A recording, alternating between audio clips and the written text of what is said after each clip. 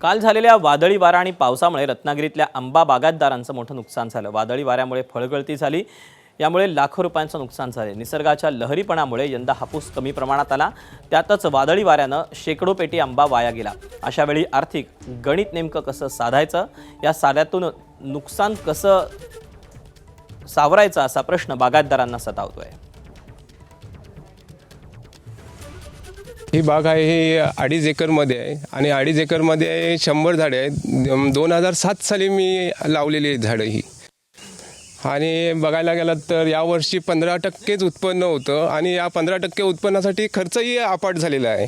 आणि जे काही 15% उत्पन्न होतं त्यापैकी 50% उत्पन्न आम्ही एप्रिलपर्यंत काढून घेतलं होतं आणि जे काही 50% शिल्लक होतं ते आम्ही आता 4 दिवसामध्ये काढणार होतो, परंतु काल झालेल्या अपाट वादळ झालं त्याच्यामुळे ते नुकसान म्हणजे आंबा तयार झाले तर जमीनदोस्त झालेला आहे। रत्नागिरीच्या लांजा तालुक्यात झापडे गावात पावसामुळे 11 एकर बागेचं मोठं नुकसान झालं। काल संध्याकाळी वादळी वाऱ्यासह पावसानं हजेरी लावली, त्यात 11 एकरमध्ये लावलेल्या पपईच्या झाडांचं नुकसान केलं। या पावसात पपईचं 35 लाखांचं नुकसान झालेलं आहे।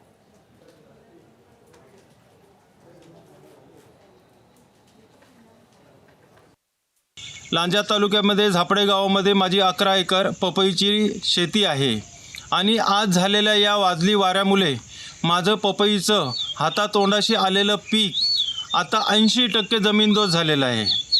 त्यावर सरकारने लवकरात लवकर पंचनामे करून आम्हाला नुकसान भरपाई द्यायची ही प्रयत्न करावा।